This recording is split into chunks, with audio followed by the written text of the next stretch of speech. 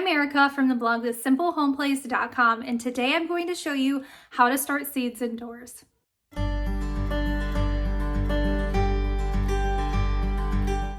Okay, so let's get into this. I want to make this video as simple as possible because starting seeds indoors is really not that complicated and you don't need a lot of equipment.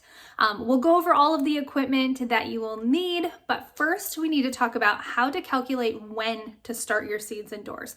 Now, I wrote an entire blog post about that. I will link it down in the description box below, but really the Cliff's Notes is that you need to determine first your plant hardiness zone.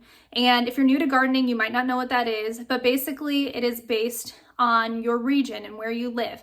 I live in Wisconsin and I am in zone 4B, which really means it's super cold here. But what that tells you is it'll tell you your growing season. So it'll help you determine your last frost date and your first frost date. And the time in between that is your growing season. So for me, my last frost date is approximately May 13th, and my first frost date is around September 26th. So that short time period is the time in which my plants will grow and they won't be affected by the cold weather. Now, those are approximate dates and it's not set in stone, but that's kind of something to go off of. Now, you might have an early spring, you might have a late spring, and you'll have to determine that based on where you live. But to determine that, you are going to want to go to the USDA website, and I'll link that down below as well. You type in your zip code and it'll tell you what your zone is. So again, I have a full blog post on that. I'm not going to go into too much detail, but first you want to know your plant hardiness zone and your first and last frost date. Now, the first frost date, or your last frost date, is the most important one because that's when you can put your plants in the ground. Now, that's whether you start from seed or you can buy plant starts from most places, big box stores, things like that. But we're talking about starting seeds. And so for me, I have a really short growing season. So I want to give my plants a head start so that they can do most of their growing when it's nice and warm out, and then we can harvest before the first frost. So to determine when to start those seeds, typically, now this is very typically, there are some seeds that differ from this, but typically you'll want to start your seeds 6 to 8 weeks prior to your last frost date. That'll give them enough time to get strong, to grow, get strong, and then be strong enough to put into your garden.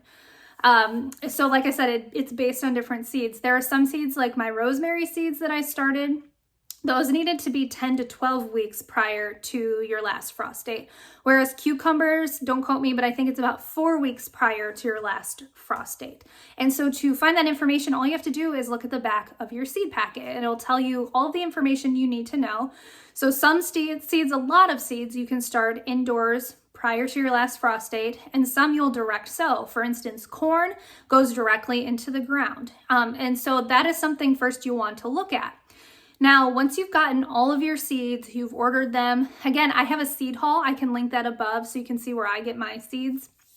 But once you've gotten all of your seeds, then you are going to want to determine, okay, I've got pepper seeds and I need to start them 8 weeks prior to my last frost date.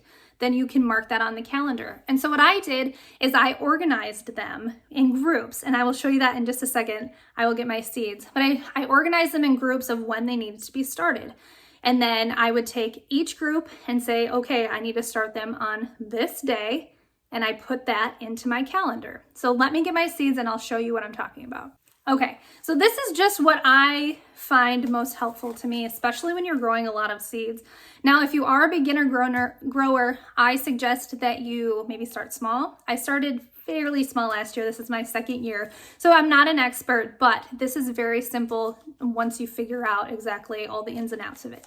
So what I do, here are all my seeds, okay? So you can see that I've got them paper clipped. And what I did is I looked at the back of all the seed packets and grouped them. So these are my pepper seeds, and it says start indoors 8 to 10 weeks before your last frost date. So my last frost date is approximately May 13th. So all I did is I counted back 8 to 10 weeks. I think I'm at 10 weeks. I'm not sure. My pepper seeds took a lot longer to grow last year than I thought they would. So I'm starting them a little earlier than I did last year. So all I did is I counted back 8 to 10 weeks from my last frost date, and that is the date that I'm going to plant them. So today is March 3rd, and I'm going to plant them today, and I will show you how to do that later in the video. But I've got them all paper clipped and bunched together based on when they need to be started, how many weeks prior to my last frost date they need to be started. So that is just a nice way to organize them. And then I got them on my calendar so that I'm not going to miss the date that they need to be started. So that is the first thing. Once you've done that, then you need to gather all of your supplies. And let's go over that now. Okay. So starting seeds does not need to be complicated. In fact, it's not a very complicated process. You need a container, you need soil, and you need water. And in some instances, you might need heat and light, but we'll talk about that. So the first thing is a container. And you can hear me rustling. I've got them down below. You don't have to go out and spend a ton of money on a container. You can start it in something like the bottom of a milk jug. Use the rest of your milk, clean it out, and you're good to go. The one thing that you want to make sure is you poke drainage holes. For all of these solutions, you want to make sure that there are drainage holes in the bottom because you don't want there to be standing water in your soil. But you can use an old milk jug, you can use a solo cup, you can use something like a yogurt container or a sour cream container, or you can go ahead, hold on one second, and buy these little things.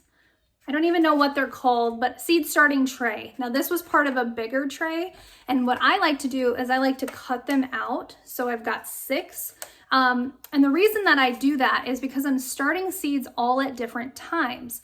And in the process of starting seeds, you will put them in that thing. It's got a humidity dome and it helps to keep the soil moist. But once the plants have sprouted, you typically will take them out of there. And so if I've got peppers and I've got tomatoes, but only a few of them, the tomatoes are sprouting, but the peppers aren't, but I want to take the tomatoes out, I wouldn't be able to do that if they were all connected. So I find this an easier way so that I can just take them out as I need it, or as I need to, and then we're good to go. So that's what I choose to do. These are pretty inexpensive, but you don't have to buy these. You can use your recycled containers, and that is perfectly fine. All right, the next thing that is super important is the soil. Now you can't just go out and use any kind of soil because your seedlings probably won't grow. And the reason is because they need something that is very light and airy in order for the tiny little seedlings to pop through and grow. And so what you'll need is to get some seed starting mix. Now, this is organic seed starting mix. I got it at Menards. You can get it from probably any big box store. It's fairly inexpensive. I'll link down below one from Amazon. It's more expensive, so try to find it in a store that's closer to you, but it's less than $5 and you can start a lot of seeds with this. You don't really need a whole lot. But basically, it is super light and airy, which allows those seedlings to pop through. And it also has enough nutrients for your seedlings, so you don't need to fertilize them or anything like that because all the nutrients that they need are already in the soil. So you don't want to go dig out, if you can, dig out some soil from your garden. You don't want to use regular potting mix because that'll be too dense. So the seed starting mix is light and airy, it's sterile, and it has enough nutrients for your seedlings for the first 45 days, I think is what it is, or until you would put them into your garden or into your containers. All right, the last thing that you'll need is to be able to water them. Actually, I lied, there's 2 more things, but we'll talk about water first.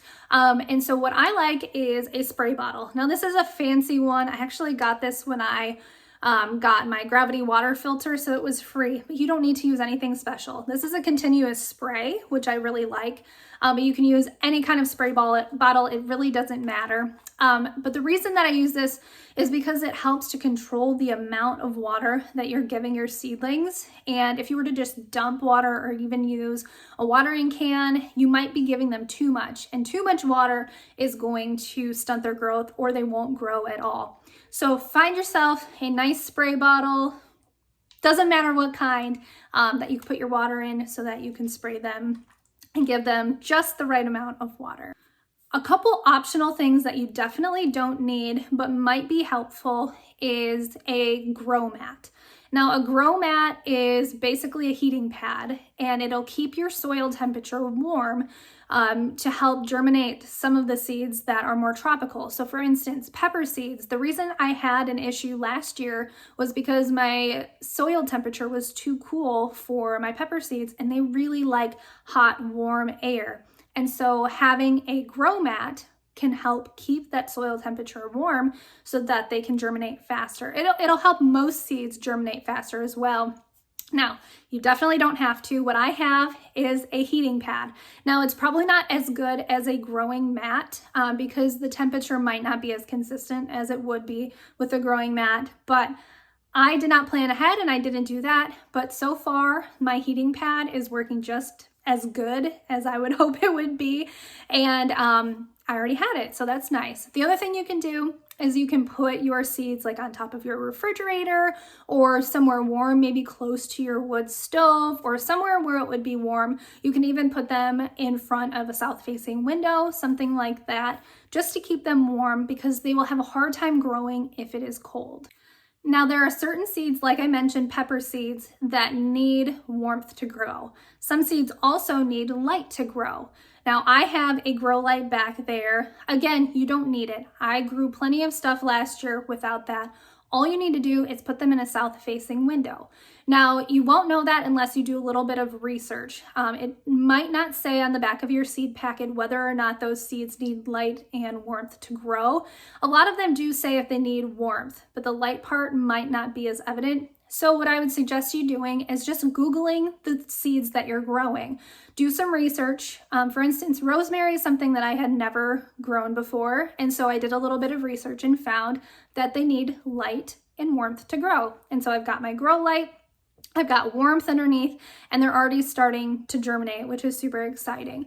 Again, you don't need it. You can put them in a south-facing window where they'll get plenty of light and have either a heating pad, a grow mat, or have them in a warm location, and they should do just fine.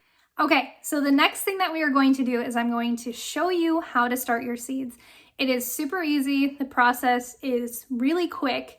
So today we're going to be starting my pepper seeds. I've got actually 3 different kinds. I already started one of them, but they are sweet peppers, and that is kind of irrelevant, but I will show you the process of how to start your seeds.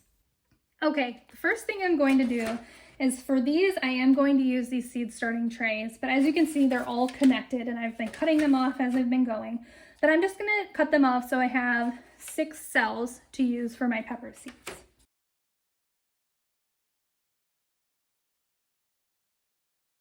Okay, so I'm gonna take this away, and this isn't totally necessary, but it's very helpful to have some kind of container or a big bowl that you can mix your seed starting soil with, and I'll show you what I'm going to do with this. But again, totally optional, but it is helpful.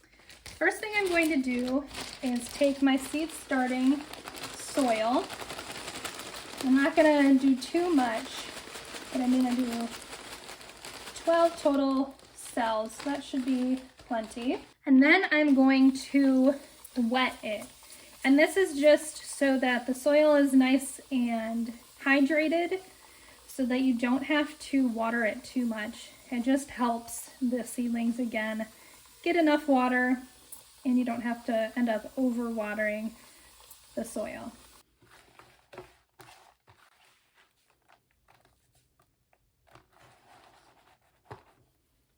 Next, I'm going to take my trays and just fill them with the soil.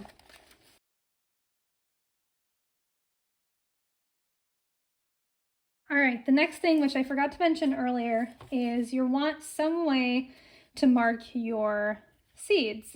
You can get these little markers, you can use popsicle sticks, you can use a toothpick with a little label on it, whatever you like, but you want to make sure that you are marking your seeds. Okay, so we are first going to be starting these Sunbright peppers, and I wanted to show you the back of the seed packet. I don't know if you can see that, but it says start 8 to 10 weeks before last frost date.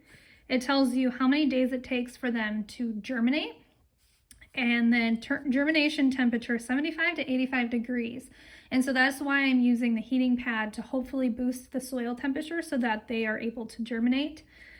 Days until maturity, so that's basically the amount of days that it takes for them to have the peppers so you can harvest them. And then it tells you how far apart you will plant the actual plants and how big the fruit is. So a lot of information on the back of the seed packet. It doesn't tell you when you're starting, actually it does, 1/4 inch deep when you are starting the seeds. So again, super great information on the back of your seed packet, so make sure that you read them. So I'm going to go ahead and open these. Sorry, my nails. This is what happens when you're in the dirt. Pepper seeds are kind of bigger, if you can see those. And so what I'm going to do is I'm probably going to plant 1 pepper seed per cell. Some seeds, if they're smaller, you can do a couple and then thin them out after, but we're just going to do 1 seed per cell. All right, so I've got my Sunbrights labeled, and all I'm going to do is kind of dig a little bit of a hole in the center of all of them. Now I'm going to be doing 6 of these, 6 of my other peppers, and then I have another 6 cells of a different variety of sweet pepper. That should be more than enough. Anyway, I'm going to drop 1 seed per cell. If 2 get in there, that's okay.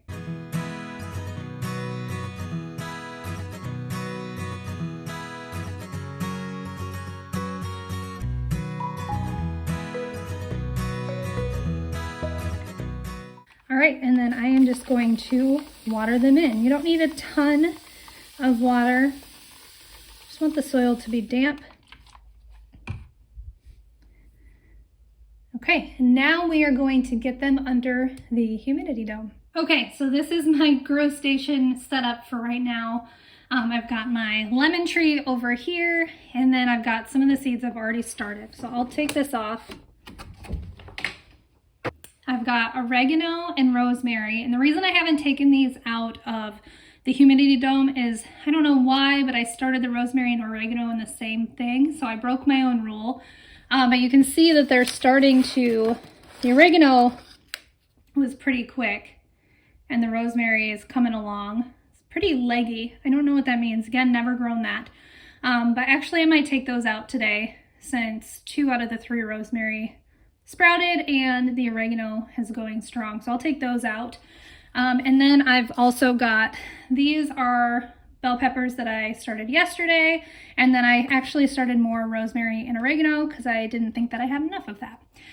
So what we're going to do is get our seed starts in here. Okay, hopefully this is a better angle.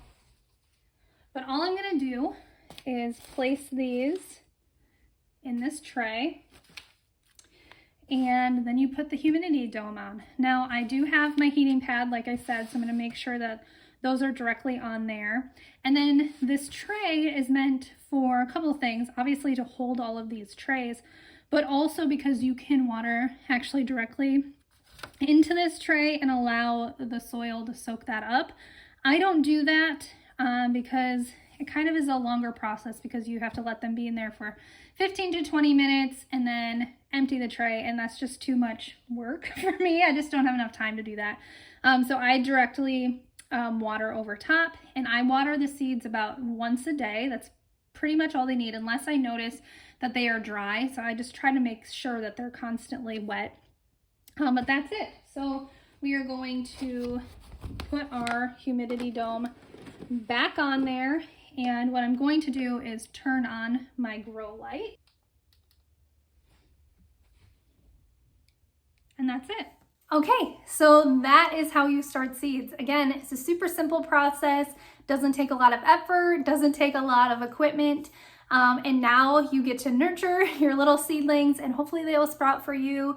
If you have any questions, please let me know. Leave a comment down below. Again, I will link all of the resources that I talked about in the description box below so you can check those out.